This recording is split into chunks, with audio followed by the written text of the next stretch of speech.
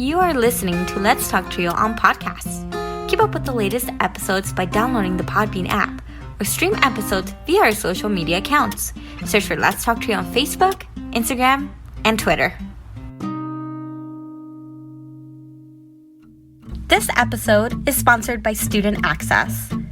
Student Access, the leader in Trio software. Student Access is an online database solution that allows Trio programs to track their students' information, connect with students by text messages, streamline the APR, and work from anywhere, all online, with automatic updates for changes from the Department of Education. Their technical support team includes former Trio staff and has over 50 years of combined experience working with Trio. Make it easier to focus on your priority, the students.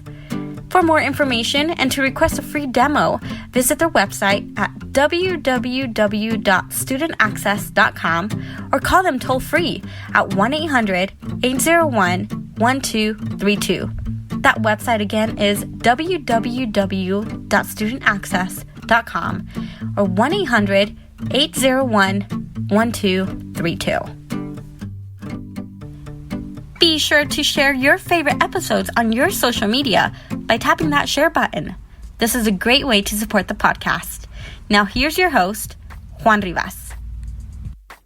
Thank you, Amelia, for that wonderful introduction. Hello, listener, and welcome to another episode of Let's Talk Trio. I am your host, Juan Rivas. In today's episode, we have Danielle Pacheco, who is an alum of the Trio Student Support Services program at Ames Community College. A huge thanks to our sponsors, Angelica Villalpando, Rosario O'Reilly, Dr. Ryan Barone, Dr. Jamie Motley, Felicia Rivera, Angelica Valdez, NOSOTROS Education Center, Jaded Electronics, and Student Access. Thank you so much for your continued support of this podcast. You too can be a sponsor of the podcast. Head on over to Patreon and search for Let's Talk Trio. Choose one of 4 patron levels. You can support this podcast for as little as $1 a month. $1 a month goes a long way in supporting this podcast. If you would like to nominate a participant, staff, or alumni to be on the podcast, send us an email at letstalktrio@gmail.com. That email again is letstalktrio@gmail.com. Again, a great episode featuring Danielle Pacheco, Trio alum, Student Support Services at Ames Community College. Please sit back, relax, and enjoy this episode.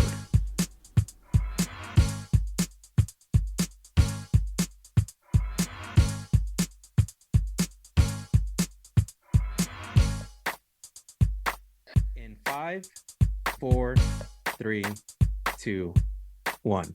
Hi, Trio Nation. My guest on the Let's Talk Trio podcast is a graduate of Ames Community College with an Associate of Arts. Also graduated with from the University of Colorado-Boulder with a Bachelor's of Arts and the University of Northern Colorado with a Master of Arts. Our guest is a Trio alum from Ames Community College. She has served as an advisor for the University of Northern Colorado, a grant coordinator and scholarship specialist at Colorado State University, and currently serves as a resident director for the University of California in Los Angeles. Her hobbies and interests include trying out new restaurants, indoor rock climbing, going to the beach, and hanging out with her dogs. Welcome to the podcast, Danielle Pacheco. Hi, Danielle. Hi, thank you so much. I'm so happy to be here and be in this space virtually. It's really good to see you again. And good it's to Friday. See you too. Can't complain. Yes. So it's a great day. Thank you. It is a weekend and it's wonderful to be here with you. How are things in Los Angeles? They are great. I felt my first earthquake oh, really? days ago. Like the whole time I've been living here for like a year and a half, I never felt one. And it happened like at 2 a.m. So I woke up. Oh, wow. I was like, what is going on in my closet? Because I heard things moving and my bed was moving a little bit. And even my dog looked at me like, what's going on here? Oh, and no. I was like, what is this? And I immediately, for whatever reason, half asleep, thought that my closet was haunted. Oh my God. I was like, wait a second. I need to think like logically here. I was like, oh, earthquake. And I was like, let me look it up. And sure enough, there was one like 15 miles from me in Malibu, like 3 minutes ago. I was like, oh, that's what they feel like. So LA has been great. And now that's awesome. I'm like a true Angelino because I felt my first earthquake. But there you go. It's good. It's nice to be in sunny weather and close to the beach. That's awesome. I think the more time you spend in Los Angeles or in California, period, You're going to experience those tremors, the earthquakes, but they're going to be like, you're not going to be impressed with a 5.3. You're going to be more impressed like with a 7 or an 8. That's what I've been told anyway.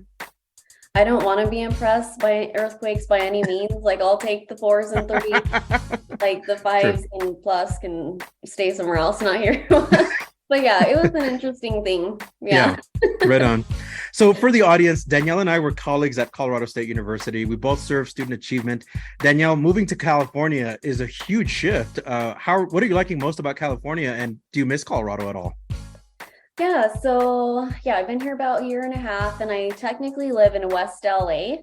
And I feel like it's a really great area because it's like 15 minutes from everything. Like, it's 15 minutes from LAX, Venice, Santa Monica, Hollywood on a good day with no traffic. It's 15 minutes from Westwood, where UCLA is located. Mm-hmm. So I really do like that area because there's a lot to see and do.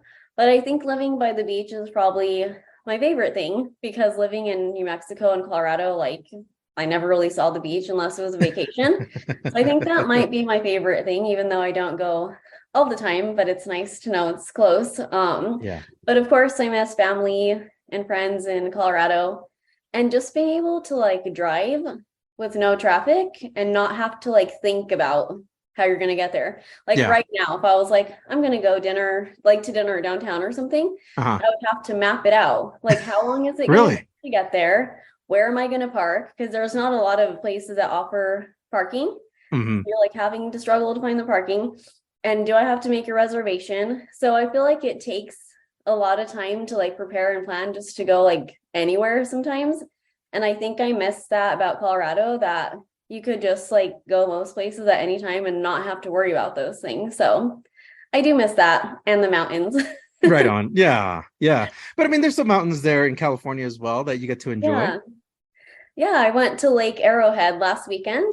Yeah. And that was like my first time in the mountains in California. So it was really cool. Awesome. And I have to put a disclaimer. So I'm wearing my Colorado Rockies hat. I typically don't on a podcast. I usually have my CSU hat on. So this was not intentional. I promise, Danielle. It was not intentional. I actually like the Rockies. I think the Dodgers are growing a little bit on me just because I see them everywhere. But I do like the Rockies. So you're good. On. See, I only recently became a fan of the Rockies. I used to be a huge fan of the Dodgers, and being in Colorado, Colorado Rockies, they've grown on me, and I had to leave the Dodgers. But I'm so glad the Dodgers are kind of also growing on you. I guess when you're part of a place, like the team kind of grows on you. Yeah, you're right, because you see people wearing the stuff everywhere. I went to a Dodgers game like in the summer, so that was cool. Oh, right on. Yeah, go Rockies, go Dodgers, everyone. There you go. So for you, UCLA spring semester must be in full swing by now, right? Actually, UCLA operates off the quarter system. Oh, really? So we have fall quarter, winter quarter, and spring quarter. So right now, technically, it is winter quarter, and I think we're in week 3 right now, and there's about 10 weeks in each quarter. Mm-hmm. So that was interesting to transition from semesters my whole life into the quarter system. I was like, what is this? Because I have no idea what this is. So yeah, sorry, I misspoke, because it's actually fall, winter, spring, and summer. So there's 4, but yeah. So it's winter quarter over here, and it's going well. Things are like, moving along. People, like students have their exams and a lot of events happening. So it's been really great. Wow, amazing. Were you able to take some time off before this new quarter started for you? Yeah, I was able to take some time off. The way UCLA operates with staff taking time off is different and interesting from any other university that I worked for. Mm-hmm. It definitely has its pros and cons, I'll say that. But I was able to take some time off. So I actually went back to Colorado for the holidays to hang out. Oh, right on. You were here and I didn't get to see you. I'm sorry. I know, sad. We're going to have to change that for next time. Absolutely. We got to link up and have lunch or dinner. That would be great. Yeah, that would be great. It would be great to see you again. But yeah, it was cool to hang out with my family. And I was there when it was so cold. It was like negative. Oh my gosh. Or something. And I was like, what is this? I definitely don't miss this part of it. But... I will say, so I am from California, and being from there, I'll clarify. I was born, partially raised in California, and then my parents decided to move to New Mexico. But while in California, I really adapted to the weather. And coming Yeah. out to Colorado, like, look at me. I'm still wearing a jacket. It's nice and warm in my apartment, but I'm still wearing a jacket because I feel like it's still cold outside. Yeah. So yeah, California never really left me. I feel the same way about Colorado because sometimes I'm walking around in like shorts and like a normal like hoodie. And Mhm. then people are like, what is wrong with this person? They're like bundled up. And I'm like, I think I'm used to this. This is nothing. Yeah, you're like walking around like this is good. This is nice Yeah, weather. exactly. Talk to us about your interests and hobbies. How were you introduced to them? And was that something that grew on you or you immediately clicked on it with? Yeah, talk to us about that. Yeah, so the rock climbing is like indoor rock climbing is fairly new. It's something Hmm. that like, as a kid, sometimes you'll see like indoor rock climbing, you go do it and it's kind of fun. But Yeah. I always was like, I am actually kind of good at this. And I vividly remember like in high school after prom and those whole things, I would like go up the whole wall like in flip-flops Oh and wow, like really? super fast. And I was like, I think I'm kind of good at this. So that one's something that I'm slowly bringing back. But yeah, hanging out with my dog is great because that's really like the only family I have out here. Because when I Yeah. moved out here, it was like I packed all my things, got in my car, drove out here with my dog. So, so I love hanging out with him, going to different like dog parks and just going to different places around here. And other than that, there's like tons of really great restaurants out here and like Hmm. breweries and just places to see. Like I have this huge list of places that I have gone, so I don't forget the names and then places that I need to go. Yeah. So that's one thing that I like is that you could probably go to like a new place every single day here, and you would like 50 years later, you probably still wouldn't be done Oh because there's wow. so many places. Yeah. It's interesting, yeah. That's awesome. Are there any post-COVID things that you missed doing that have found their way into your routine again? Um, let's see. So I think when COVID, like we were in the thick of it, I just missed being able to go out and just do anything at any given time and not Hmm. having to like think so much about like the health and like safety aspects of it. So I think like slowly getting back out and doing things is something that I do appreciate. I think also because here in LA, it's such a huge city. I think there's almost 4 million people here, and Hmm. there's almost 9 million in LA County. Oh And wow. so sometimes it's easy to just be like, I'm not going anywhere. I'm staying here. Like, I'm good here. Like, don't want to go out, deal with traffic, deal with people, whatever. But slowly, I'm branching out again to be able to like go see things and experience things. So I think that's something I'm slowly bringing back because I don't want to just be stuck like here in LA and that's all I know. I think I need to get out and just see more. Absolutely. And you have a dog. Can you talk to us about your doggy's name? Yeah, my dog is named Samson. I actually got him at a shelter in Aurora, Colorado, Hmm. and they didn't know like what kind of breed he was when he got there, like him and his siblings. So they thought he was going to be a Chihuahua, and I was like, Hmm. yay, because I wanted a small dog. Yeah. And then he like got bigger and bigger and bigger, and I was Oh like, my well, gosh. he's definitely not Chihuahua. So I did a dog DNA test on him.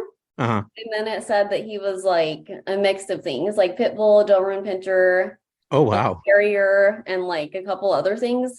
But he's really great. He's a good dog, and he just loves hanging out, sleeping. He sleeps like a child, and it's so funny. So I have so many pictures of him where I just like tuck him in, and he's just sleeping there, like with the blanket. It's so funny. But he's a Oh, good dog. I really like him. right on. Is he the only pet you have? Yeah. Hmm. Right on. Talk to us about your transition back to campus work. Well, first, was there a transition, and was it mostly virtual at UCLA for a while, or did you do a lot of on-site stuff?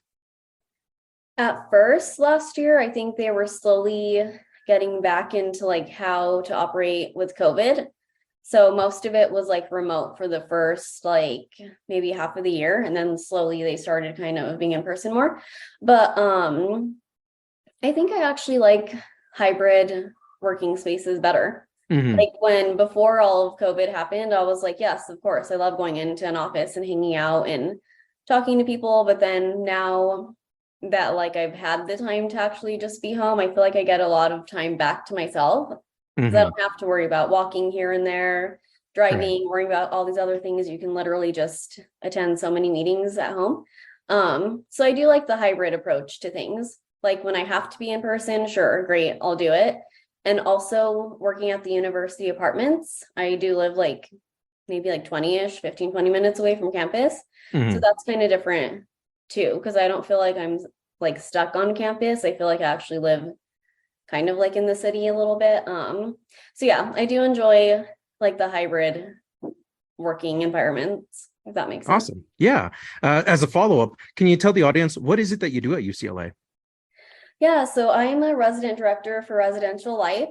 And so a lot of my job is supervising our apartment resident assistants. I also supervise the University Apartment South Resident Association, which is comprised of, I think I want to say like 25 residents who live in the University Apartment South area, and their residents who are like working for residents and making sure that all the needs are being met. They do a lot of programming. So it's really cool. And then another big piece of my job is working on call on a like on-call rotation and responding to crisis situations. Right on. I think that's sounds like a very important position to be at with UCLA, because being on call, that's something that's outside of usually work hours, right? Yes, it is. When I'm on call, it's like a week at a time, and I'm on call like 24/7 for the entire week. So at any given time, I could potentially get a call about like a crisis situation, and crisis situations could be anything where University of California Police Department is involved. It's on like Los Angeles County Police Department as well, or the fire department as well. So there's like a couple like different things that can happen, mental health as well. So it can be a lot of like random, just different calls that you get, but you just got to be like ready. So yeah, it can be a lot. Right. Yeah. What was something that you learned about yourself during the COVID quarantine times? I know during this time, like people were learning about how to make bread, crocheting, picking up new hobbies. For me, it was like right at the cusp of like, I had just learned how to do podcasting. So podcasting became a thing. Oh, awesome. What about for you? That's really cool. I think I just really enjoyed being alone. Being alone? Yeah. Talk to us about that. Because I'm like in like social settings, I think I'm more of like an extrovert, but like any other time I'm an introvert. Like I just want to be home, like don't bother me. I think because when you're out and about, it's like fun. Yeah, it's fun to talk to people when you're out and about and meet people. Certainly. But other than that, I'm like, nope, don't bother me. I'll sit there and watch TV all day, like, and I'll be happy doing absolutely nothing, like with no one. So I think that really confirmed for me that I am a true introvert at heart, because I could be alone the entire time and be like perfectly fine. So absolutely. Yeah. I think I relate to you in that level too. I feel like being alone is right where I want to be. It's my comfort zone. When I have to present as an extrovert, I can absolutely pull it off sometimes. Yeah.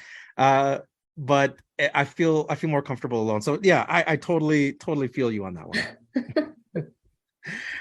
So we're going to rewind the clock a little bit, and this is this part of the segment of the podcast where we talk about your upbringing. Can you talk to us about what was that like for you? And talk to us a little bit about your family. Yeah, so my family is wonderful and great. I feel like I owe them everything. But yeah, so I have my mom and dad. And they're really great examples in a lot of different ways. They've been like married for like 30 something years now, maybe almost like 40, I think, maybe coming up soon. Congratulations to them. Right, I know. And then I have 3 sisters, and I actually have a twin sister. So that No way, you have a twin sister? Yeah. I didn't know this about you. Yeah.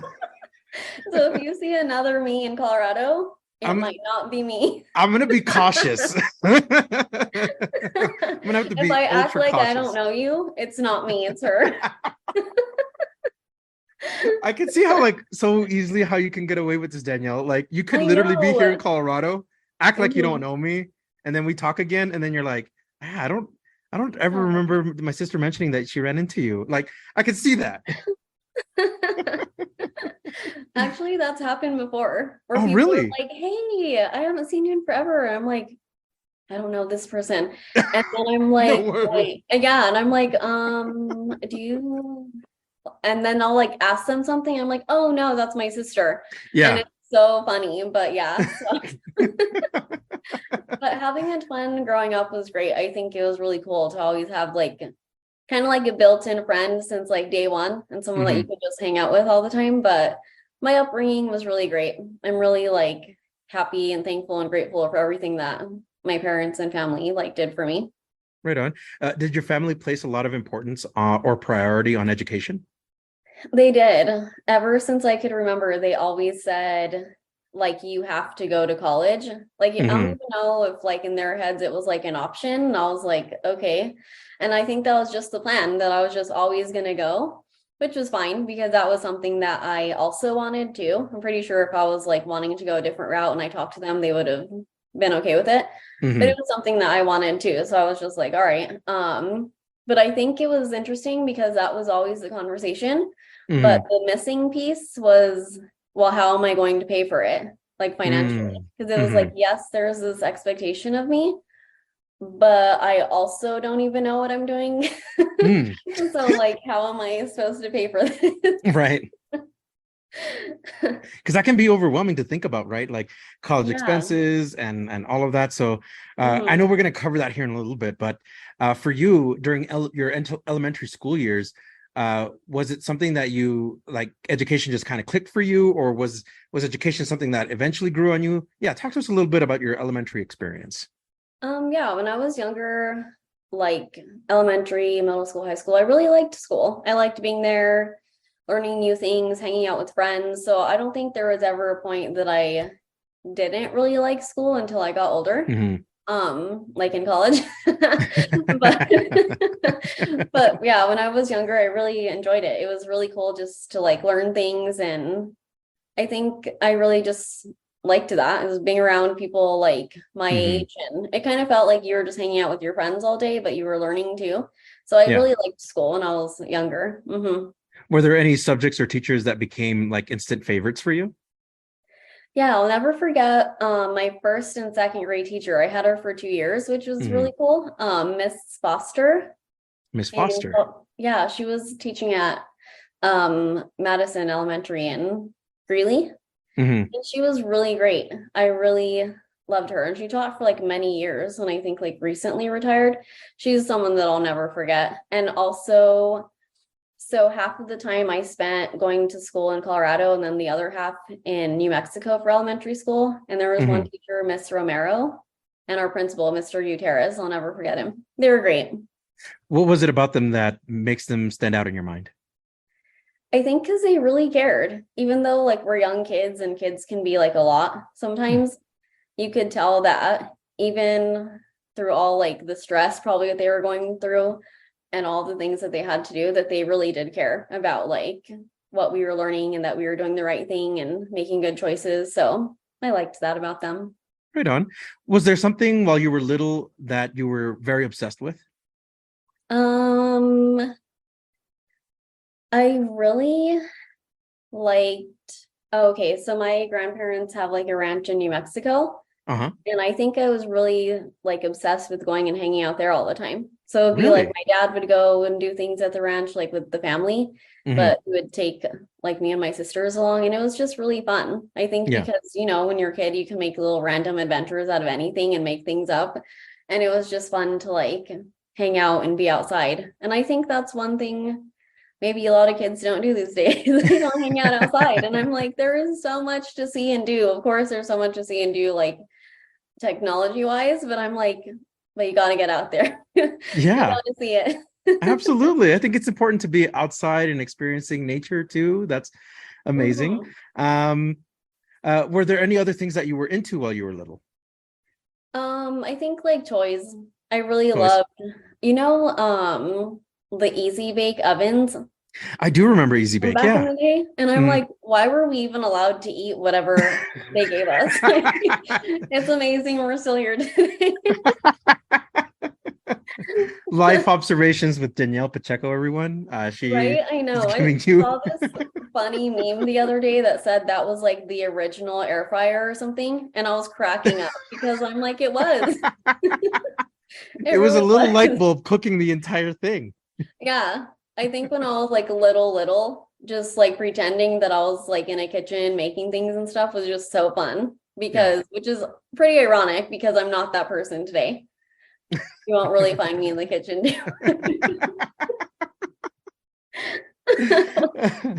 Oh man. So elementary sounds like it was a very fun, very Yeah. a good learning experience for you. What about middle school? What was that like for you? Did any of your interests carry over into middle school? Well, middle school was an interesting time because, okay, so my parents had moved from New Mexico back to Colorado. Hmm. And it was like right during that summer of like when you go to middle school. And my parents were like, their house was being built. So I had to go to Heath Middle School in Greeley. And Hmm. it was a complete like night and day difference for me. Like the demographic of students and just people in Colorado were so different. And it was noticeable. And I was like really shy and didn't like talk to a lot of people then. So I felt like it wasn't a good experience there. Oh, And I'm my sorry to hear grades that. were really bad, like really bad. I think I was Hmm. like almost failing like a lot of my classes. Hmm. And second semester came around and we moved to Franklin Middle School. And then it was like night and day. It was like I was doing so much better and I had Hmm. friends like from my previous elementary and then my cousins and stuff that went there too. And then Yeah. my grades were like, I remember getting my report card and it was like all A's except for one B. And Oh, I was like, it's interesting that the environment like had that big of an effect on like I guess what I was doing in school. But yeah. yeah, so middle school was interesting because then after I changed, then it was so much better. It was like a really good fit. So middle school is interesting. Very interesting. So it almost like a 180 degree change of like not doing so Yeah. well at first and then suddenly changing and just like doing very, very well. What do you Yeah. attribute that to? Um, I I don't know. I think like the some of the like fellow kids that went to school with me, some of them were just like weird and rude. And I was just like, what is this place? Because I was used to like New Mexico and people being really polite and like humble living. And I feel like it's a slower pace way of life, where over here it was like fast paced, people are doing this and that. And it just felt like I was out of place. And Hmm. then I think I just felt a little bit better when I went to Franklin because it just seemed like a better fit. But maybe it was like the students, maybe it was the teachers too, because they were also interesting. Right on. Who were some of your heroes growing up? Um, I would definitely say I always looked up to my parents because they worked really hard and made all these changes and everything for my sisters and I. So definitely them. Also, my two older sisters, because learning a lot from them was great, like in terms of just life in general, for school and stuff like that. So definitely I would say like my family and my twin sister. But aside from them, um, growing up, I think I really just appreciated like mostly family, I would say. Like even my grandma, she did like a lot and built like all the things that she had, like she did it on her own. So, and my grandparents too. And it was a different way of life back then too.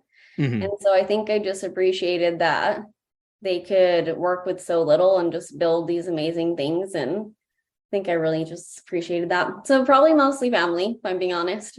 Right on. Uh, what is something that you learned about yourself at this point of your educational journey? That I wasted a lot of time and a lot of money. If I could go back, things would look so, so different. Hmm. But one thing that I've learned is that I think it just had to be that way. Because if it would have been any way else, I don't think I would have had the same experiences and opportunities that I do now. So Hmm. sometimes I wish, like, oh, I wish I would have known what I wanted to do, like right out of high school, so I could have finished undergrad, went to get my master's right away, and then be good. Yeah. But I think it just had to happen this way. And, everyone's on their own path. And I think sometimes society makes you feel like you have to like do this, do that, and then you're good. But it's like, no, it's different for everyone. And when you find what you really want to do, I think that's what matters. So I think if I learned anything, it's like, this is my own path and I'm on my own timeline, and I just can't compare myself to others because what I'm doing is like for me at the right time. Absolutely. I think that's important to note, right? For students that are thinking about going into college, that pressure of like, you have to get a degree done in 4 years, or you have to follow a certain path, that everybody's path looks different. And I think that's what missing, I think, in academia, is to try to emphasize that point. Like, you don't have to follow this 4-year track. Yeah, I definitely took my time in undergrad. I think I took like 6 years. Oh, yeah? Because I just like was already on the 5-year track because I always only took 12 credits. Mm-hmm. Then I transferred to Boulder, so I lost some credits, failed some classes. Like, I just probably did it all. And then, so it took me a while, but always when people are like wanting to try to fit in 4 years, I'm like, but that's not normal for everyone. Some people they can do it, but some people have to work and have other things going on. So it's a bit different. Absolutely. Agreed. Let's talk about your transition to high school. What was that like for you? That was great. I was really involved like in clubs in high school. Definitely not a sports person. Tried it out in middle school, realized real quick that's not for me. So clubs was my thing. Like, I just love being a part of a lot of stuff. And I think at a young age, even like in elementary school, I was like treasurer of the school for like a couple years, and even in middle school, like took on some leadership positions. So that's always something I really appreciated. And I took a lot of AP classes in high school, which was interesting because I think I just took them for fun. Like, I took AP Spanish. I don't even know Spanish fluently, but it was interesting. I learned a lot. Yeah. But I liked high school. I still have like a lot of friends from high school that I still talk to, and it was a great time. Absolutely. You mentioned some of the things that you were involved with. Were there other things while in high school that you had to branch out to get involved with, like something that you maybe was out of the norm for you? Not really that I can think of too much. Not really. Okay. I think most of the things I was involved with was mostly at school, and it kept me busy because I was working part-time, involved in all these classes and like the different like programs and stuff. So yeah, it kept me busy. Right on. Were you thinking about colleges at this point? Yes, and I had already made the decision that I was going to Ames, and I was also involved in the Dream Team at Northridge High School. What is the Dream Team?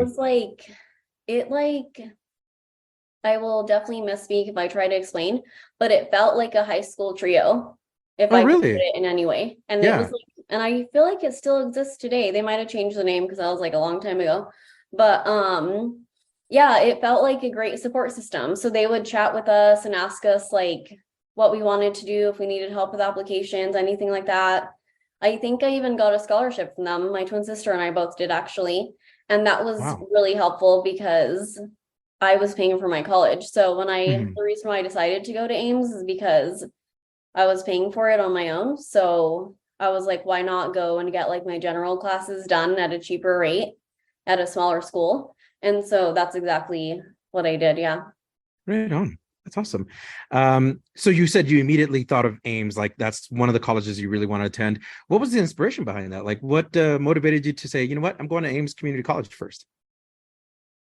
I think because I had always like driven past Ames before, like living and growing up in Greeley, and it just seemed like a good fit. Like, to be honest, I think I was still kind of like shy and reserved back in those days, and so going to a smaller school just felt right. I think if I would have went to UNC or another 4-year college, I would have just felt out of place. So I think going somewhere that was smaller class sizes felt like a better fit. And that's, I think, ultimately why. And a big piece of it was the financial piece, if I'm being completely honest. Absolutely. But I think it just felt like a better fit being at a smaller school. Right on. Was this something that you shared with your family or your high school counselors, that you wanted to go to Ames Community College? Yeah, I had told like anyone who would ask me that that's where I was going to go. And my parents too, I had just told them that that's what I was going to end up doing. And the plan was to just go there for 2 years, get my associates, and then transfer to a 4-year degree. So yeah, that was like the plan from day one. Also, I think because my 2 older sisters had went to UNC and they were doing well, but I think they had maybe got a little bit more scholarships or something. And so maybe they could afford it to go right away, but I was like, I'm not trying to do that right now. So yeah. Were there other colleges that were also making your list, or was Ames kind of like your number one only school? Yeah, it was just Ames. Like I wasn't even thinking about anything else. It was like, that's just the plan and I'm going to do it. Was there and I have to ask, was there a dream college, like a college beyond Ames that you were like, I would really like to go there, but I know that your heart was already set on Ames, but was there a different college maybe out of state that you were thinking about? I don't know if out of state. I think out of state, for whatever reason, always felt like something that wasn't attainable at the time, mostly because of money. And so I think I just didn't even think about it because I was trying to be realistic. A dream school at that time might have been like Boulder or like somewhere in Denver, like Metro or something, or UNC. Okay. But I think I was like not even in that mindset of like trying to leave my family and go elsewhere. It was more like just gonna stay local. So maybe if it was a dream school, maybe like CU or UNC or something. Right on. What did you start doing in high school to prepare for college? Yeah, so I took a lot of AP classes, acknowledging that not everyone can take them, and there's that financial piece there as well. I paid for like all of those classes on my own because I worked part-time throughout high school. Ever since I was like a sophomore, I think I started working. Yeah, taking AP classes, being involved in all of the different clubs and organizations that I was telling you about. And I think just creating like long lasting and meaningful connections with my teachers. Like there are some to this day that I'll like forever love, like Mr. Eckern at Northridge. I think he still teaches there. Yeah, he does, because my cousin's son goes there, and like, which is also my cousin. I don't know how that works. But like, yeah, he still teaches there. And I'm just like, there's those people that you'll just never forget. But yeah. I think I'm stuck on, I think they would be your second cousin. No, I know. What is it? Is it sub cousin? I should just say cousin, because then I can confuse myself. An extension of your cousin. But yeah, I think I just did all those different things to try to like make a difference and make myself seem well-rounded on a resume, because right on. Yeah, you're competing against, thousands of students who are trying to go to school too. So absolutely trying to stand out. So in high school, you had mentioned that you were very, very busy.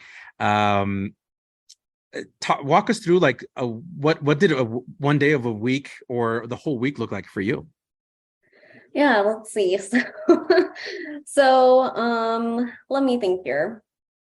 So like, say for example, it was like my sophomore year or something, right? So I would go to school in the morning and maybe have like, sometimes we had student government meetings like super early, even before school started. And it's amazing I made it to those, because now I'm like, how did I ever get up so early? Because these days I'm all about sleeping in. But Same. yeah, sometimes there would be like really early meetings before school. Then obviously you would have school. And then Winograd Elementary is right next to Northridge. So that's where I did like the Big Brother, Big Sister program. So it was easy to walk over there, help out a couple students, and then come back.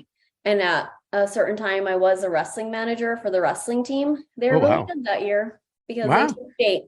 Because you were managing them. Exactly. I was managing. So that was kind of cool. So I would stay after school for that. But then other days I would have to work at like this restaurant I was working at. So it was just like a lot. Like it just seemed like each day was different, because some days I would have to manage. Maybe other days it was working after school. Then there was different meetings during lunch and things like that. So it could look different each day. But I think I enjoyed staying busy back then. Yeah.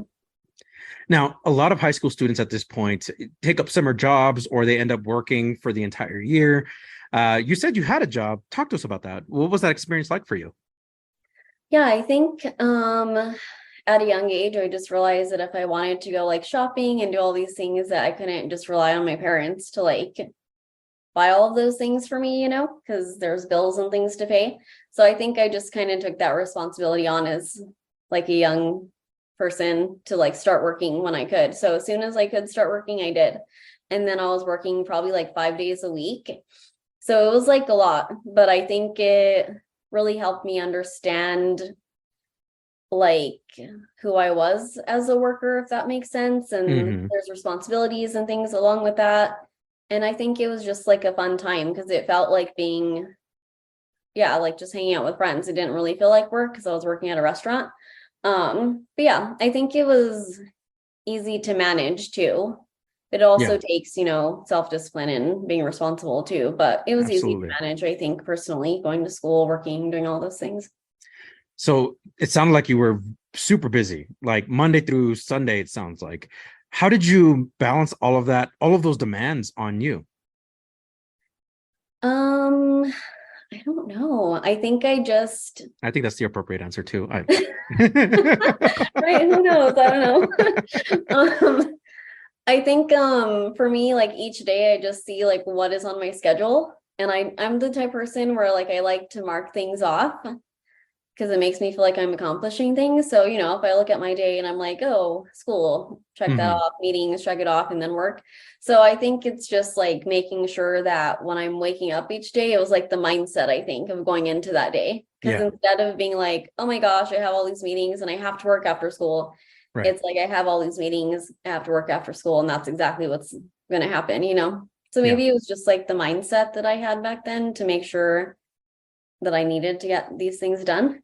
Wow. So you had the very determined mindset, it sounds like. Yeah. Sometimes I almost feel like, wow, high school Danielle was more mature than current Danielle. I don't know why. I think as we get older, right? We had it together. Yeah, well, get it together, or here's what I learned when I came to Colorado State University. Shout out to Latoya, who is over at CSU. She helped me realize that yes, our work is important. We place a lot of value in our work, but at the end of the day, it's like, does it matter when you bring it home? And like you usually leave work at work, and when you're coming home, you're like, now it's time to be me. It's time for me to, if I'm feeling lazy, I'm gonna go lay down for a little while, so exactly you're right.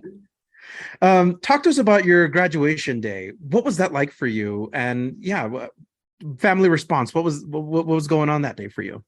The high school graduation, that was it was a great time. I felt like a little sad, I think, because you go through your whole life, but like the expectations that you go to elementary, middle school, then you're in high school, and then you finish and it's like, wow, I actually have to be an adult and like make my own decisions now. So I was like a little sad because I knew that I probably wouldn't hang out with some of those people again, and we all wouldn't be like in the same space like that probably ever again. And it made me feel like I had to grow up a little bit, if that makes sense, because now I wasn't like in high school anymore. Now I'm like graduated. So, but it was a great moment, I think, to walk across the stage, get my diploma, because it felt nice to know that finally I was done and I was moving on to like fun things. So it was a really good day. Right on. For many high school graduates at that point, many immediately roll into a 4-year college. Your path looked a little different. Talk to us about your decision process to attend Ames and the things that you did to prepare to start going to Ames. Yeah, Ames was like super close to home. I think it was probably like 10 minutes back then. So like it was close, it was cheap, it was like I had walked to the campus before, so it was like nice. You knew exactly where you were going or like where your classes were. So I think for me, it was an easy decision because like I said, the 4-year institutions felt like a lot and just way too big. So there was no way I wanted to do that because I don't think I was like ready for it. So I think being in a smaller space at a, smaller community college, it just felt right for me.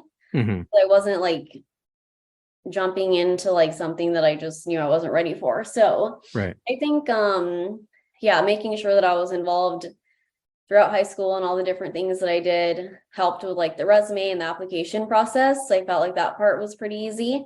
But I think it was an easy choice for me. I think I just always knew that it would be Ames, and I love Ames. I'll be a spokesperson for Ames any day.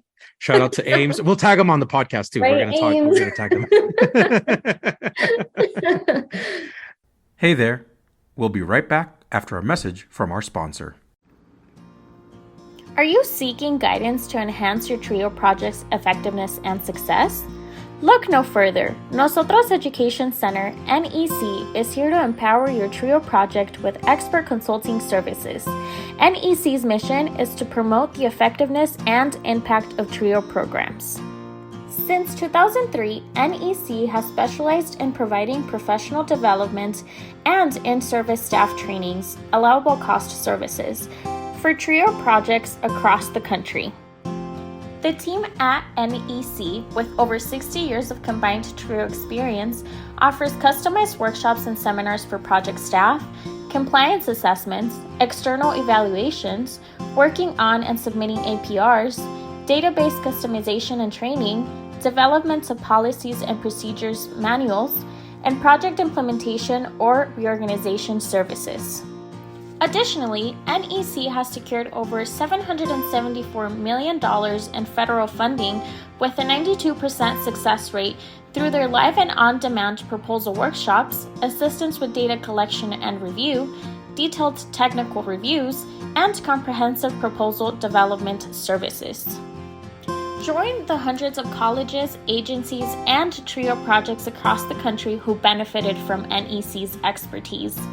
NOSOTROS Education Center, your partner in TRIO's project success. Visit their website at nosotros.edu.org. Again, that's nosotros.edu.org. And now, back to the podcast. So how did you learn about TRIO? At what point in your time with Ames did you come across TRIO? Yeah, so the dream team I was telling you about in high school, I think they're the ones who introduced me, because I think they were like, hey, there's like some program that's kind of like this at Ames, and someone introduced me somehow, and then that's how I got involved. And It was like really great. Like if I wouldn't have had their support, I don't know what I would have done, because I felt like I kind of just went with emotions back then, and I was probably too shy to ask for help. So this is a PSA: if you're too scared or shy to ask for help, just ask for it, because then you end up making decisions and spending all this money just for the sake of like not asking questions where someone could help you. But they were really helpful. Like they helped me like pick out my classes and make sure I was following the right like routine of things, and that I wasn't like taking random classes I didn't need. But they were great. They had a little space that you could go into and like a computer lab that you could use as well. So it was like really nice to know that I had that support on campus, because being a first generation college student, yes, my two older sisters went to college, but their experience was different because they went to UNC and I was going to Ames. So it was nice to know that I had some people in my corner that I could turn to if I really needed them. So I appreciated it. That's awesome. So community colleges are typically known for their tight-knit community approach to education. Was that the similar experience that you had with Ames? Yes, and Ames has grown probably like twice in size since I was going to school. Like I look at it now and I'm like, I cannot believe this is the same community college that I went to, because there's so many buildings and there's just so many students who go there. Like it looks completely different, which good for them. But when I went there was probably only like 4 buildings, 4 or 5. So it was very like tight knit. You had some of the same people in classes. And I liked that there were like quite a few non-traditional students as well, because it's like, I think that's what college looks like to me. It's not these, students who go straight into college and they're all like 18, 17, whatever, however many years old they are. It was like, this is what college feels like. You're surrounded by all different age groups and, it's just like different. So I did like Ames for that reason, because it felt like you could turn to anyone and ask them for help and they would help you. That's amazing. I'm so glad that you had that experience at Ames. What role did TRIO play in your educational journey? Yeah, I think they helped me just get involved, or anytime I had a question about something, they would point me in the right direction. I think mostly like helping with class registration was the most helpful, because sometimes I feel like back then I didn't know like what classes to take, or even at that time at Ames, I didn't know what I wanted to get my bachelor's in. And so I was just kind of like going along with the motions, trying to figure it out. And they were able to help me like take different classes to kind of see what I like, see what's out there. And I think I appreciated that they were really just helpful and willing to help me with what I wanted to do. And they weren't trying to push or shove anything down my throat. They were just letting me do my thing, and they were supportive along the way. That's awesome. Any folks from the TRIO program that you want to recognize before we move on to the next question? I'm the worst person on earth because I forgot their names. We will edit this part of the podcast out. Yes, we will. John, production note, let's edit this out. So let's move on to the next question. So what program or majors were you considering at this point? So like early on, I was like, I have no idea, because I'm like, I don't even know what I'm doing, but I'm going to college anyways. And I think at the very, very, very end of Ames is when I decided, oh, I think I really like ethnic studies, and I really like psychology and communication. And those were like the three things that I was kind of leaning into. And then I think when I got admitted or accepted into CU Boulder, I think I had more credits for communication. So I ended up going that route. I still minored like in ethnic studies. Yeah. And I said no to psychology because I was like, I don't want to get a master's, but I did end up getting one anyways later. But I like didn't want to go back to school. I was like, no more school. I don't want to do it. Yeah. How many semesters were you at Ames? I think I was there like 3 years. 3 years. All right. Yeah, like 3 years there and then 3 at Boulder. So I definitely took my time figuring things out. Yeah. So you mentioned that you transferred to CU Boulder after your time at Ames. Did someone talk to you about the possibility of transfer? Yeah, when it was like time to start thinking about where I should, like, I guess when it was like my last semester, like almost last semester at Ames, they were telling me that I should start like considering where I wanted to go. And UNC was always the first option. Because again, close to home, it's right there. Don't really have to worry about much. So I did. I immediately applied and got accepted very early on to UNC. And that was the plan. And at the very last minute, I decided, I'm going to apply to CU Boulder just to see what happens. And I really didn't think I was going to get in. I had like a decent GPA, and I was involved in like the LULAC at Ames and the Associated Students of Ames Community College. I was involved in like clubs there too. And I was like, well, let's see what happens. And then they accepted me. Oh, so right then on. I was like, oh my gosh, I don't know what I'm going to do. Because the whole plan was to go to UNC, and then getting accepted at Boulder just changed everything. But I ultimately decided Boulder. Right on. So first of all, that's an amazing feat and accomplishment. But for many first-generation students, transferring to a different college is either something that they don't know about or something that's made up. What was your transfer experience like? Did you get a lot of coaching, like some heads-up information? Yeah, what was that like for you? I think I was like confused about how the transfer process works, because I was like, are my credits going to transfer? What does that look like? Like there were a lot of questions I had, but that's when I did ask the TRIO staff team, like, I need help, like I don't know what I'm doing. And then they kind of went over everything with me. Like, this is how your credits transfer. This is what happens if you go here or there. And they kind of like walked me through everything, and then it made sense. Because at that time, I didn't know a lot of people either who had transferred schools. And so like me and some of my friends were like transferring, and we were all kind of just doing it together, not really knowing what was going on. But I think it was really the TRIO program that helped me understand the whole process and walked me through everything. So I was grateful that they told me kind of what to expect. Right on. Talk to us about your time in CU Boulder. What was that like for you? Oh, Boulder. It was a great time. I think I learned a lot about myself. Yep.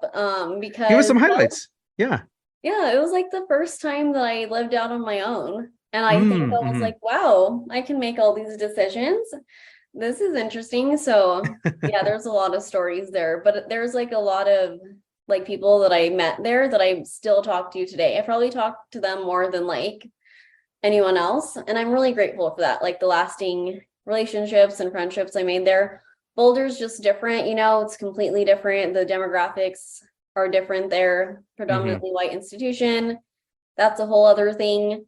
But I think I really enjoyed my time. I worked at oh my gosh, I can't think of it right now.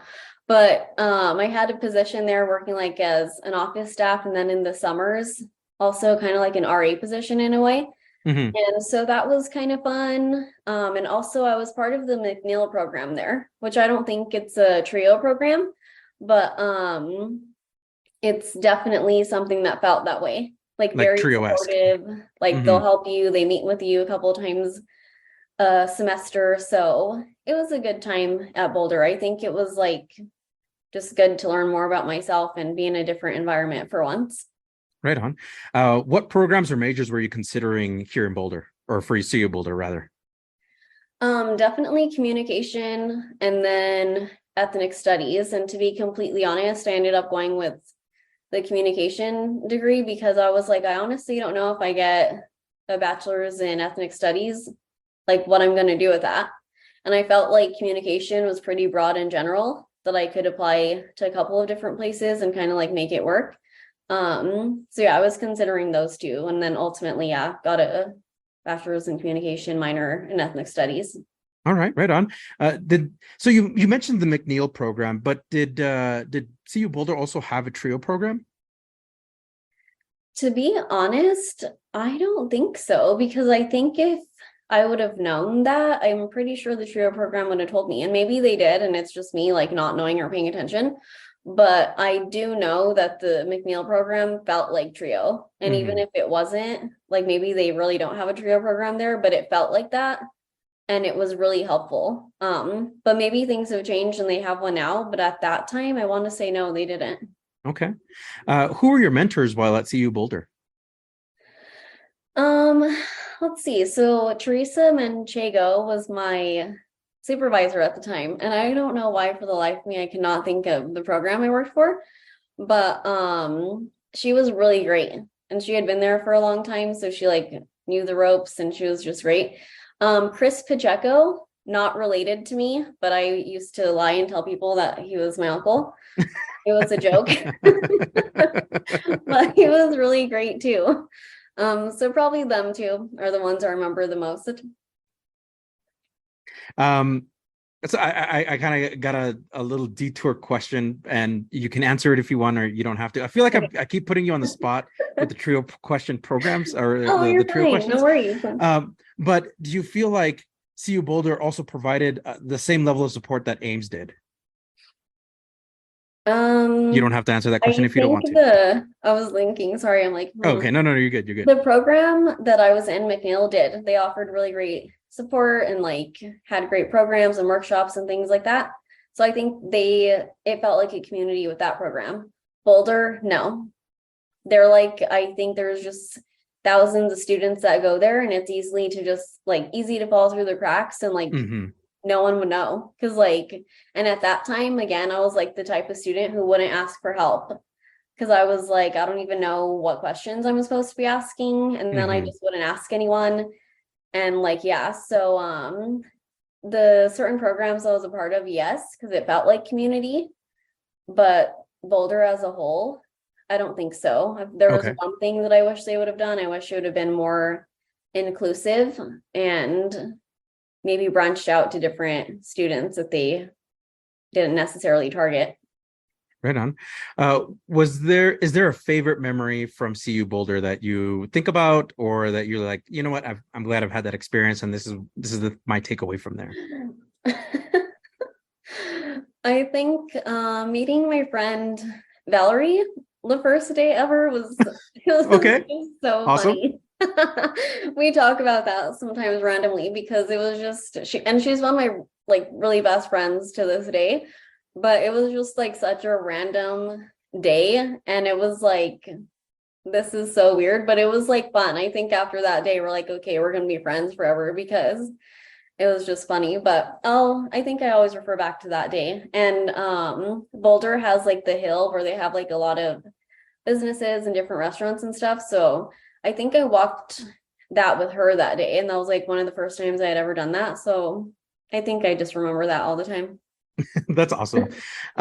So you went from going to a community college, attending a 4-year institution. That must have been a great cultural shift for you. What are some differences and common experiences for both? Differences for sure. Ames felt like more of a tight-knit group. You could turn to anyone for help and support, whereas Boulder felt like, yes, you could do that, but you also have to walk 25 minutes across campus to ask that person because it was just like a huge campus.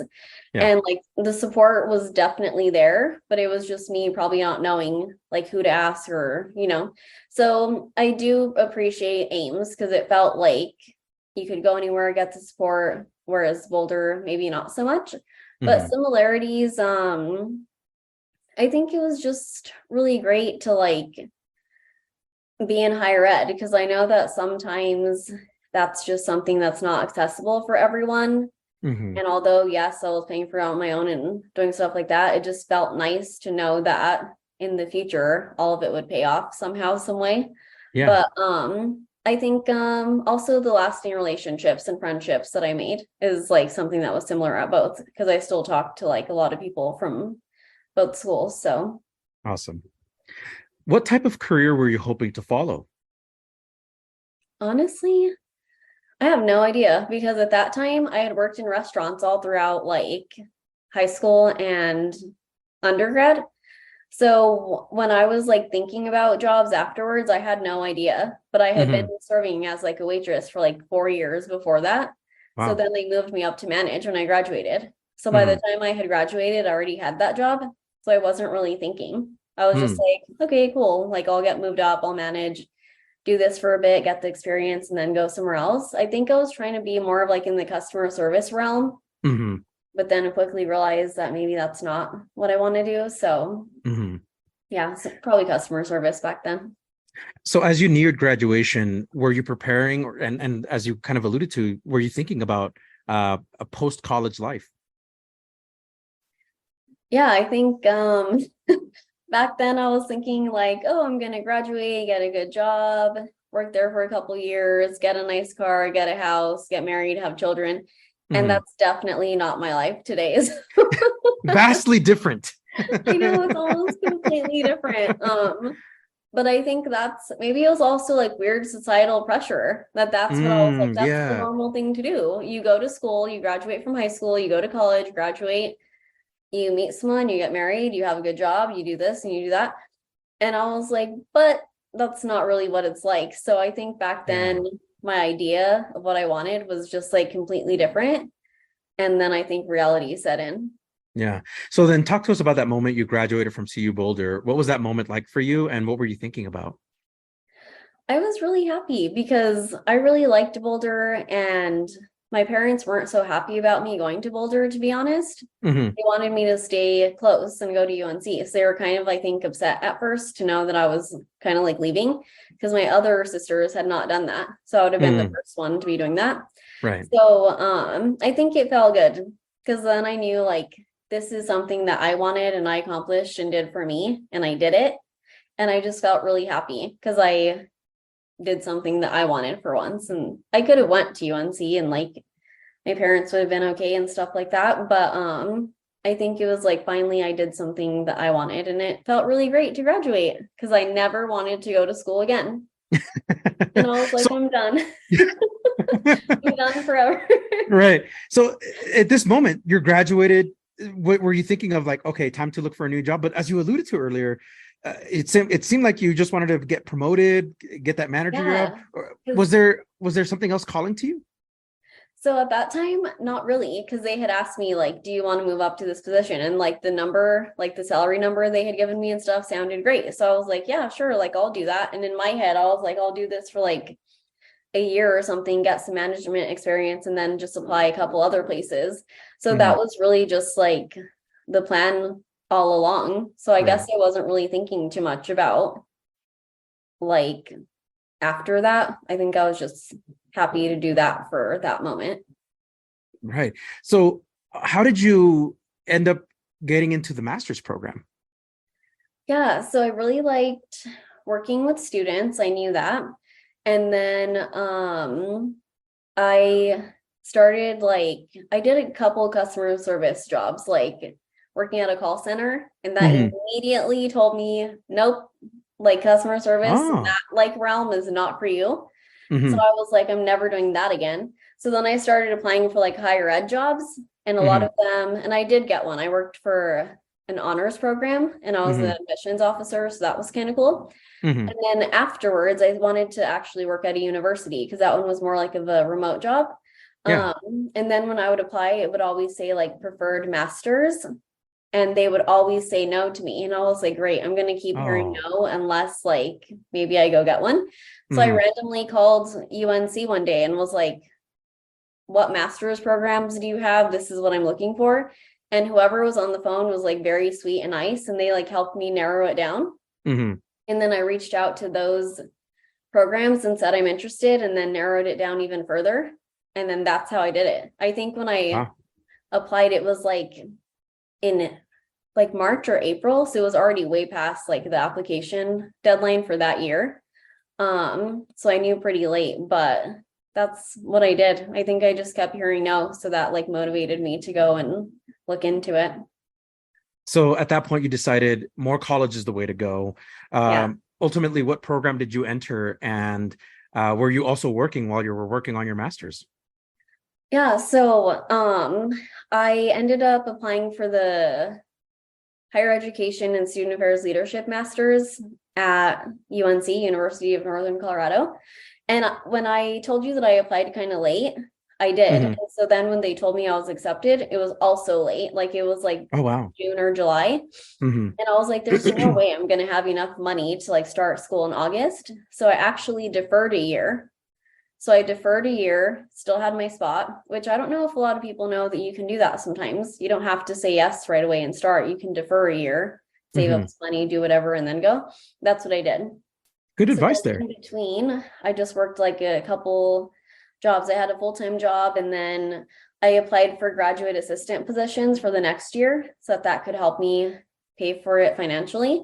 And then, sure enough, I got one at the honors program at UNC. So then I was able to stop working full-time and then be a full-time student, work at the honors program as a graduate assistant, and then kind of do it that way. So I didn't have any other type of job besides the graduate assistant position. Wow. So the graduate assistant position, and then when you started your master's, that must have kept you really busy or kept you in a tight timeline. How did you manage your time?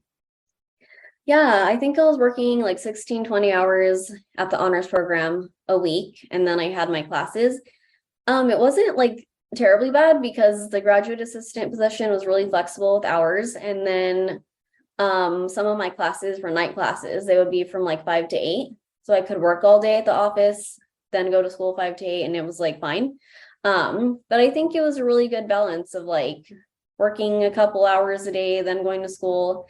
So it was kind of nice to know that I wasn't working 40 hours a week, because I know some people do that. They do go to school full time and work full time, which props to them because I probably could never do that. But it was nice to have not so much work, and then it was half work and half school. If right it all on. worked out. That's awesome. Talk to us about graduating again, this time with a master's. What was that like for you? Oh my goodness. I never had a graduation because You never had a graduation? happened. Oh, yeah, And I that's was right. no. And I think the whole time, in that program, I just kept thinking graduation day, that's going to be the day. It's going to all be worth it. That's what we're working for. And then sure enough, COVID happens in March, and then we didn't have a graduation. So my family did have a little party for me. So that was nice. That's good. But I never walked across the stage. Maybe I should just do that randomly in my living room one day and pretend have my own graduation years later.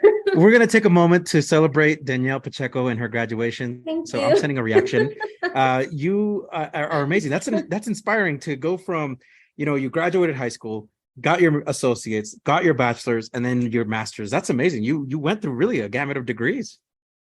Yeah, and it also was a long gap in between. That's why when I was telling you earlier that sometimes I wish I would have just went to school, did it, graduated, went for my master's, graduated, because I took my time in undergrad, and then I took like a 4-year break in between undergrad and grad school, and then I went.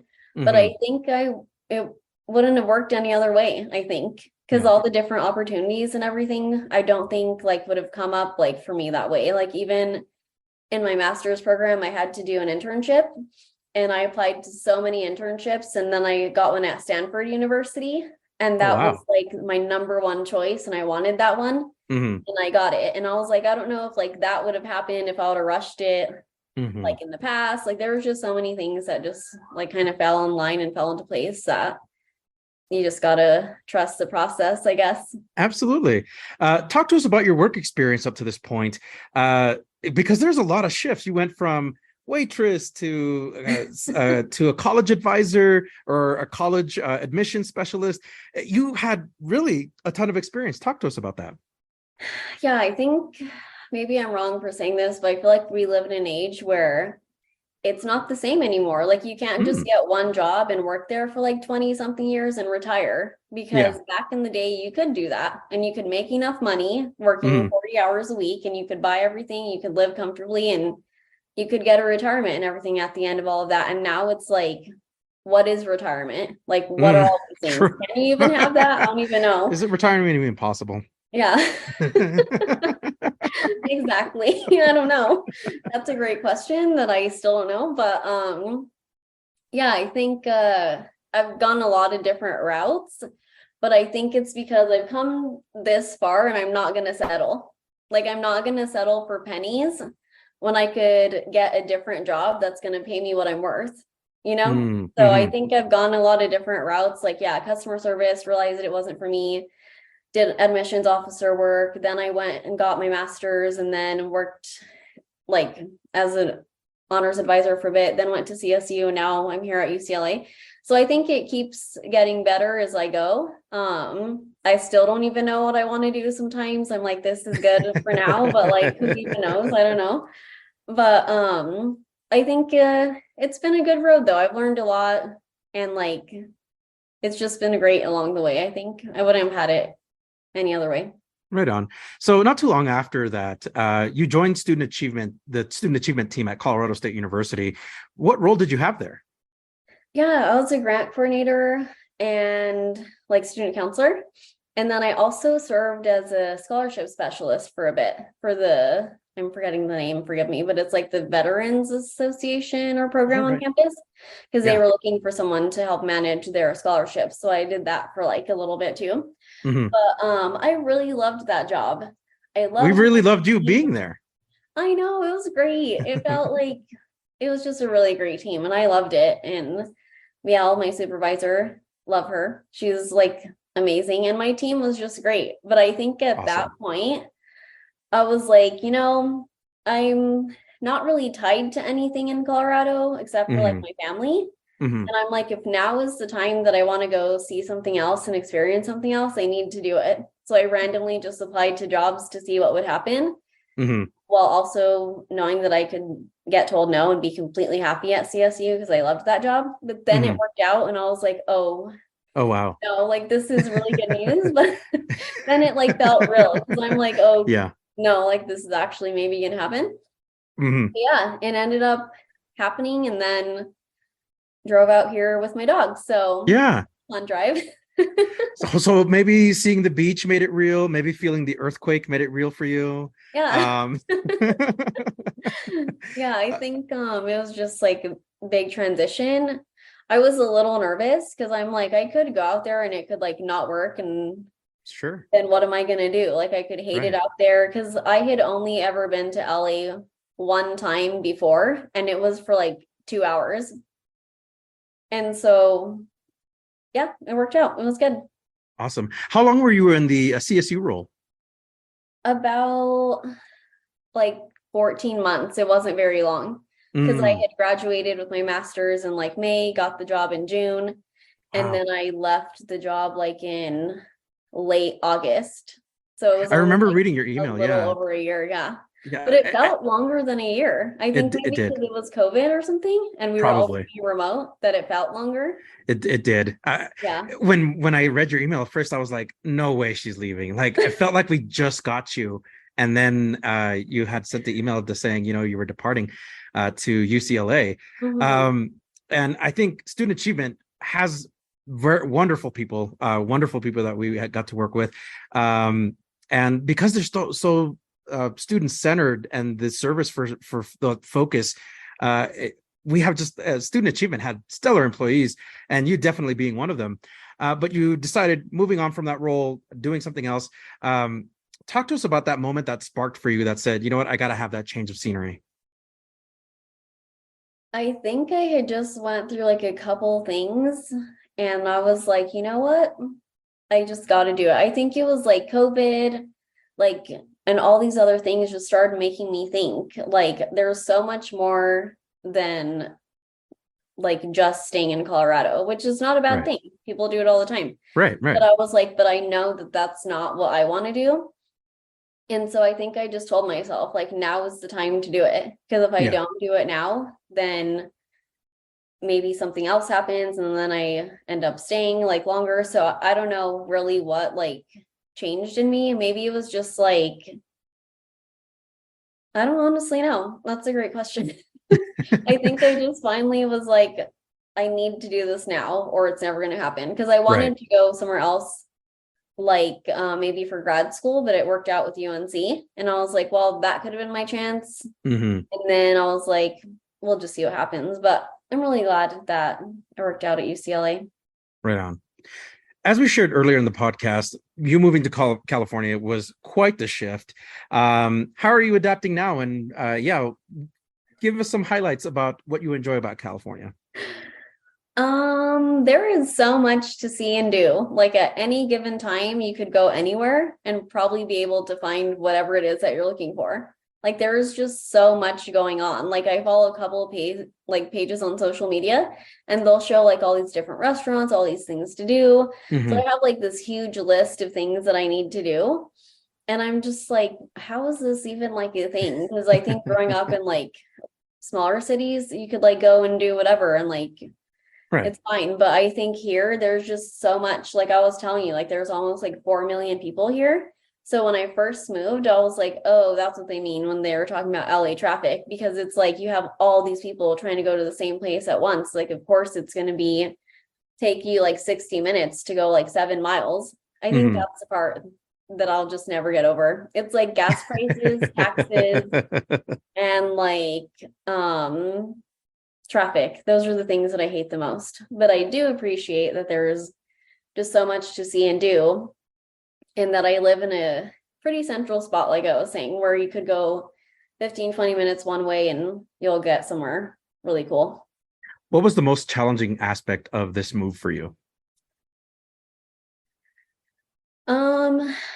I think maybe just being by myself, because I know I said earlier that I know that I'm an introvert. Like I know that, but I was like, but now I'm actually for real going to be alone. And like, how is that going to look? Because I don't really know, like prior to moving out here, I think I knew like one person. And it's like, I don't have family or people out here where I could like turn to if something happens or whatever. So I think that was probably the biggest thing about the transition, was like, I'm really on my own. So like, I need to make plans for things. Like if something were to happen, like my family needs to have like certain contacts of people, or like, you know, just things that maybe you don't have to think of if you're like around others and family. But I think the transition, being away from family and just being alone was an interesting thing. Right on. Well, one, I don't envy you in that big move. I think I've already done it myself once before. Moving to Colorado is a wonderful, it's challenging, but it's not having family here. It does get a little bit like lonely, but you feel like you grow up more as a person, I feel like, when you're away from home. Yeah, I think it forces you to kind of put yourself out there and like meet people. Because then it's like, if you don't, you could be at home and not like do a whole lot, but it'll definitely get a little lonely. But I think that's the thing, is that it's forced me to actually come out and like do things that I want to do and like be out there doing just random things. So I think that's cool about it. Yeah. So California is a beautiful state. There's a lot to do. Is there something in your list that you are absolutely like, you've got to do this while you're living in Los Angeles? Oh my gosh.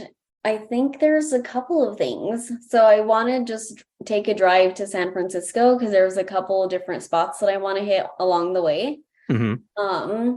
What else do I want to do? There's like a lot of different places, like Joshua Tree, the Sequoia National Park, I think is what it's called. Like there's just so many things like that.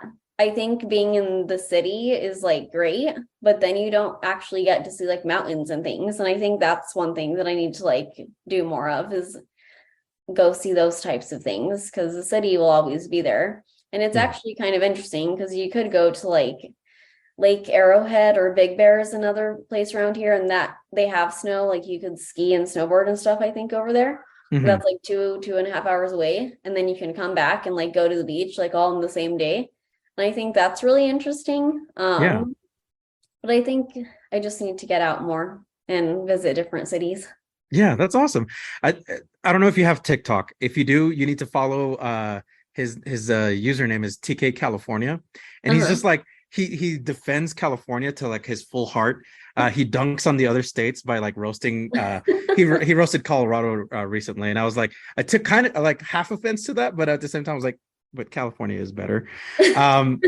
But somebody had posted something about Michigan, and his response was like, first of all, Michigan is miserable. This is his words. Michigan is miserable. The only flex y'all have is the Twin Cities. And that's not even a flex. How can you even flex that over Ohio? Like he was just roasting every single state. I was like, oh my gosh. That's hilarious. I do not have TikTok, believe it or not. Okay. I banned myself from getting it because I'll probably just be that Smart person move. who watches videos all day. But I do like see like some people send me them so I can see those ones. Yeah. And it is funny, but if I do get it, I will follow that person. I will send you a video. It's just hilarious. So reflecting on your career, education, and your personal journey, Danielle, any advice you have for TRIO students that are listening? I think just follow your own path and do what feels right for you, because society, friends, anyone will tell you this is how you need to do it. This is how much time. They'll make you feel like you're failing or something, or you're behind because someone else is doing it at a faster rate or better or whatever. But I think it's ultimately, if you're doing what you want to do at that time, that's all that matters, because we can sit and compare ourselves to like literally anyone and everyone, and we're never gonna like, you know, beat them or feel better about ourselves. So I think as long as you know that what you're doing makes sense to you, then just do that, because everything else will fall into place. And we're not competing. We're just, you know, all trying to figure it out in our own way and what makes sense for us. And I think, yeah, ask for help when you need it. Take the time that you need for yourself, like self-care, and take care of yourself, because there's no way that you can be supporting others and being there for them if you're not taking care of yourself. So I think ultimately, at the end of the day, you just need to be happy, and whatever that means to you, then you just need to do that. Right on. What is one word you would use to describe yourself? Oh my gosh. One word to describe me. I want to say unpredictable. Unpredictable. I like that. It's very unique. Yeah. That's going to be the title of your podcast, this podcast episode. The Unpredictable Danielle Pacheco. You never know what you're going to get. Are there any folks out there you would like to recognize for mentorship, for coaching, or for anything like that? Yes. First, I want to thank you so much for allowing me to be in this space. Oh, absolutely. Sharing the space. I really appreciate it. And our time working together was always great. I'm sad we didn't work together longer, but who knows? Same. Maybe in the future. Maybe, right? But definitely, I think along the way, I think at Ames and the honors program, or no, sorry, Ames, I'm forgetting everyone's names because that was like 50 years ago. Just kidding. It was a while ago. Not even 50 years ago, though. It was a long time ago. Feels like 60 sometimes. Just kidding. But definitely at UNC, Margaret and Lori, they work in the honors program. They were great. And Sarah, she was my coworker. I love her. And Adam too. And then at CU Boulder, yeah, Teresa, like I was saying, and Professor Aldama, and I'm like forgetting everyone's names. I'm the worst person, but just probably anyone that I worked with at Boulder was great because they were like really supportive. And Professor Fazio, loved her. And then I don't know. I think, yeah, Mr. Eckern from like high school. There's a lot of people, just anyone and everyone who ever helped me, like shout out to them because they're wonderful and great. Wonderful. What advice do you have for trio professionals that are listening? I think that you should just be the best version of yourself that you can each day. And if you're better than the person that you were yesterday, there's only like good things to come. And sometimes there's going to be setbacks, and things that we can't expect or that are just going to come out of nowhere. But I think as long as you're trying to be a better person each day, there's no like wrong in that. Like you're only going to be like the best version moving forward. Because sometimes I do that. I'm like, wow, I made this decision and like this is the effect or like consequence that I'm having about this. But then I'm like, but if I'm better tomorrow, then you just got to keep it moving. And like things are going to come up, things are going to happen. But as long as you're like trying to be the best version of you, then you have to do that. Absolutely. What's something that you are listening to, watching, or reading that you would recommend to the audience? I'm currently watching the Netflix series You, and that one is interesting. I just finished season 2, so I'm curious to see how season 3 is going to be.